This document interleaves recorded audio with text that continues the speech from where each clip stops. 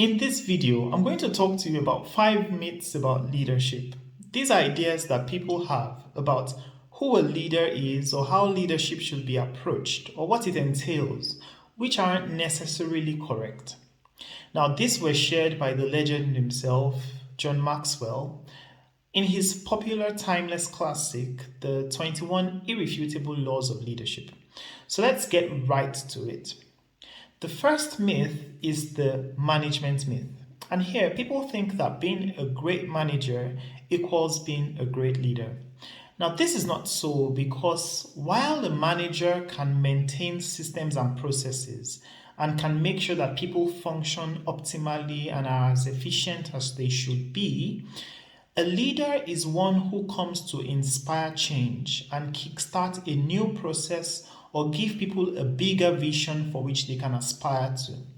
So a manager maintains things and makes sure that things go as they are supposed to be, while a leader kickstarts change and ensures that people can go for bigger, greater, or higher objectives. The second myth is the entrepreneur myth. And here, people assume that being a great entrepreneur equals being a great leader, or that a great entrepreneur will do well as a leader. Now, this is not the case because an entrepreneur possesses certain very quality and valuable skills, such as being able to convince other people or persuade other people to purchase a product or use a service.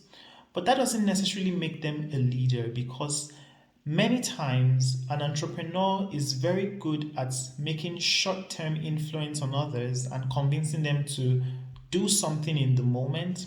But a leader has a longer term influence where he's able to inspire a new vision and a new lifestyle. So, not every entrepreneur is a great leader. The third myth is the knowledge myth.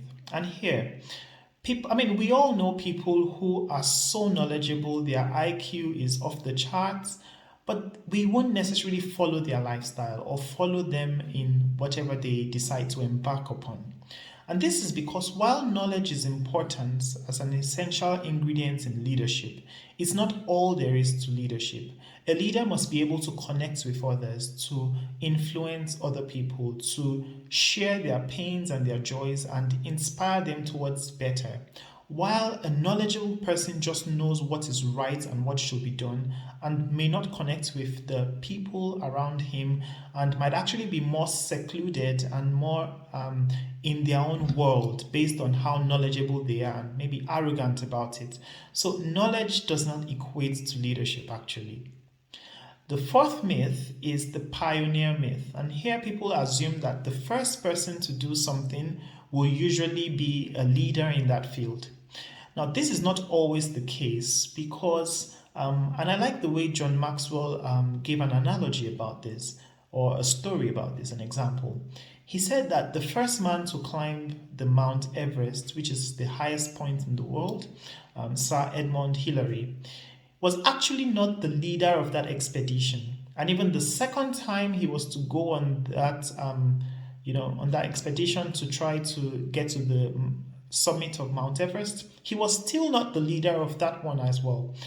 And essentially, this is because the first person to accomplish a feat does not necessarily have to be the leader that led that group to accomplishing that feat, because this being a pioneer depends on individual ability, and it speaks more of a solo effort to first break through a barrier or a threshold or accomplish a feat, while a leader is really someone who has people following him, who inspires others to aspire for more, who can help others realize their own potentials and become even better in their own selves and in their fields of endeavor. So the first person to do a thing is not necessarily a leader in that particular thing or that field. The fifth myth about leadership is the position myth. And I guess this is more common with more people, and many people can relate with having a boss who was not really a leader or someone who they could not really follow. Because having a position really is just an opportunity to kickstart true leadership. A position offers you that sort of leverage to be able to determine how you will interact with the people you're leading and show them whether they can follow you or not. So, positional leadership is not equal to true leadership. We all have politicians or bosses who we know that we only listen to them because of the gains that we might receive from it. For example, maybe they hold your salary or they have some sort of legal authority, but we wouldn't necessarily voluntarily follow their leadership. So, being a position holder does not equal being a leader. So, I'll recap the five. There's the management myth. So, a manager is not necessarily a leader. The entrepreneur myth: an entrepreneur doesn't have to be a leader and sometimes isn't a leader. A knowledge myth: the people who know so much sometimes are not able to connect with others and lead them. There's the pioneer myth: not the first person to do something is necessarily the leader in that field. And the position myth: not all people who hold positions are true leaders.